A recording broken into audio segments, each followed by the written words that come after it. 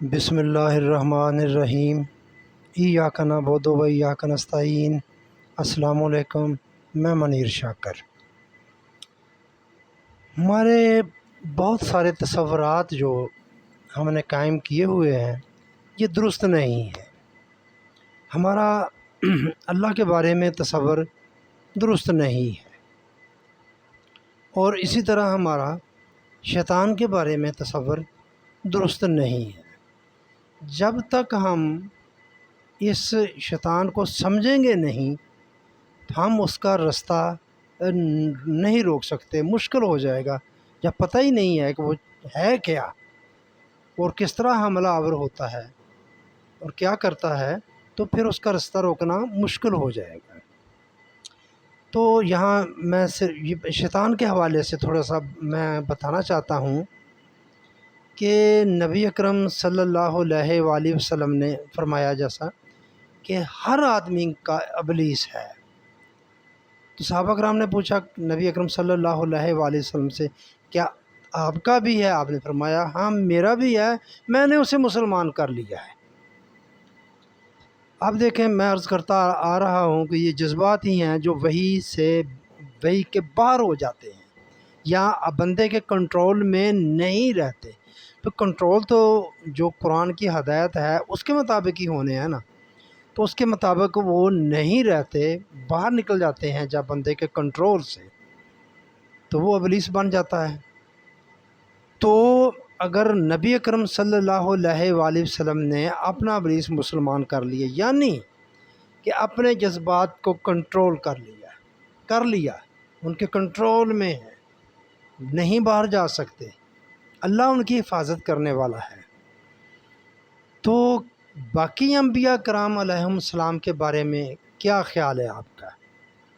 کیا انہوں نے اپنے ابلیس کو مسلمان نہیں کیا ہوگا؟ یقیناً کیا ہوگا، اور یہ اس طرح بھی تمام انبیاء کرام، گروہ انبیاء کرام نے کیا، اور پھر اللہ ان کی حفاظت فرماتا ہے خصوصی طور پر۔ ان کو نبوت کا اعلان انہوں نے کیا یا نہیں کیا، دونوں صورتوں میں اللہ کو تو پتہ ہوتا ہے نا کہ یہ منتخب بندہ ہے میرا، اور وہ اس کی خاص کر اس گناہوں کے حوالے سے، گناہ شیطان ہی حاوی ہوتا ہے نا، وہی جذبات ہی ہم سے گناہ کرواتے ہیں نا، تو اس حوالے سے خاص کر انبیاء کرام کی تو حفاظت اللہ تعالیٰ کی طرف سے ہوتی ہے۔ تو یہ بات میرے ذہن میں کیوں آئی؟ تو میں کہتا ہوں کہ نبی اکرم صلی اللہ علیہ وآلہ وسلم نے اپنے ابلیس کو مسلمان کر لیا، تو تمام انبیاء کرام نے بھی کر لیا ہوگا، یقیناً انہوں نے کر لیا ہوگا۔ تو اس میں حضرت ابراہیم علیہ السلام بھی ہیں۔ حضرت ابراہیم علیہ السلام ابو الانبیاء ہیں۔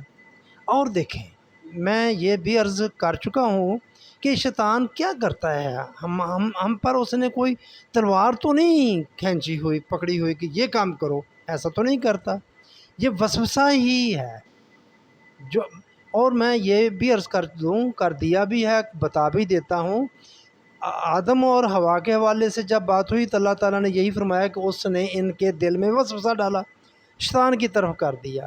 اور ایک اور جگہ یہ جو انسان کا نفس ہے، اس کے دل سے جو یہ پیدا کرتا ہے وسوسے، یہ بھی وسوسے پیدا کرتا ہے، یعنی کہ یہ دونوں ایک ہی چیز ہے، تو یہ وسوسے پیدا کرتا ہے۔ تو ایسا ہی انبیاء کرام پر حملہ آور ہوتا ہے، اسے ہی حملہ کہتے ہیں، شیطان کا حملہ ہونا، تو اسی سے ہی حفاظت ہے انبیاء کرام کی، اسی چیز کو ہی انہوں نے مسلمان کیا ہوا ہے۔ تو پھر ابراہیم علیہ السلام پر کیسے وہ ہو سکتا تھا جب وہ دونوں متی ہو کر چل پڑے، حضرت ابراہیم علیہ السلام اور حضرت اسماعیل علیہ السلام؟ یہ تو قرآن بتاتا ہے، جو وہ ان کے ذبح کرنے کے جو ہے معاملہ قصہ، تو وہ وہاں تک قرآن بتاتا ہے کہ وہ دونوں متی ہو کر چل پڑے۔ پھر شیطان کہاں سے آ گیا؟ کہاں سے اس نے وسوسہ ڈالا؟ کہاں وسوسہ ڈالنے کے لیے آ گیا؟ یہ جو ہم جاتے ہیں حج کرنے پہ، وہ جو برج کھڑے کیے ہیں کہ یہاں اس نے یہ حضرت ابراہیم علیہ السلام کے دل میں وسوسہ ڈالا، وسوسہ ہی ڈالنا ہوتا ہے، اور تو کر ہی کچھ نہیں سکتا، اور تو کچھ بھی نہیں کر سکتا، اس کا یہی کام ہے۔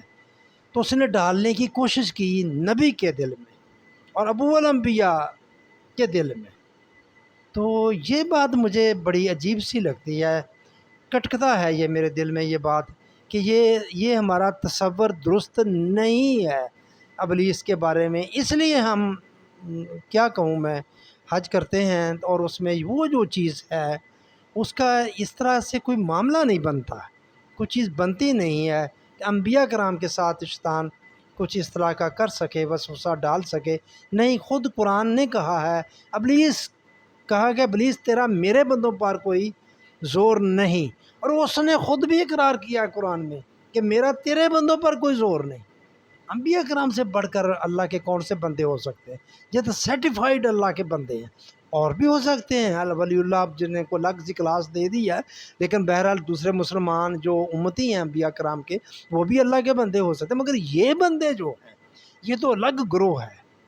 تو بس میں یہی بات بتانا چاہتا تھا، کہنا چاہتا ہوں کہ شیطان کے بارے میں ہمارا تصور، اس کو ہم اگر درست کر لیں، کرنے کی کوشش کریں، سمجھنے کی کوشش کریں، تو پھر بہت سارے اور مسئلے بھی حل ہو جاتے ہیں، اور اس کی روک تھام کا بھی ہمیں پتہ چل جاتا ہے کہ اس کو روکنا کیسے ہے۔ جیسے ہم روکتے ہیں وہ تو کوئی طریقہ نہیں ہے اس کا، یہ اپنے مطلب جس طرح روکنا ہے، جس کو اللہ نے ہدایت دی قرآن کے ذریعے ہی ہم اس کو روک سکتے ہیں۔ بس میں یہ بات کرنا چاہتا، بات تو خطرناک بھی ہے، بڑی بھی ہے، کہ حج کا ایک یہ رکن ہے، یہ جو ہم کنکریاں مارتے ہیں اور کہتے یہ ہیں کہ یہاں اس نے حضرت ابراہیم علیہ السلام پر حملہ آور ہونے کی کوشش کی، تو یہی بات بھی ہم خارج میں سے وہ کچھ ہے، خارج میں سے کچھ نہیں ہے، ہر بندے کا ابلیس ہے۔ تو یہ ابلیس تو وہی چیز ہوئی جو جذبات ہیں بندے کے، جب وحی کے باہر، پھر نبی کے جذبات،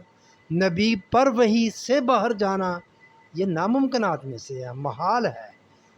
تو بس میں یہ بات کرنا چاہتا تھا کہ اگر نبی اکرم صلی اللہ علیہ وآلہ وسلم نے اپنے شیطان کو، ابلیس کو مسلمان کر لیا، یقیناً کر لیا، انہوں نے فرمایا، تو باقی انبیاء کرام نے بھی کر لیا، ان کا ابلیس بھی مسلمان تھا، کر لیا تھا انہوں نے، ان کے جذبات بھی ان کے قابو میں تھے، شیطان حملہ آور نہیں ہو سکتا تھا۔ بس میں اتنی بات کرنا چاہتا تھا، آپ کی مہربانی، آپ نے سنی۔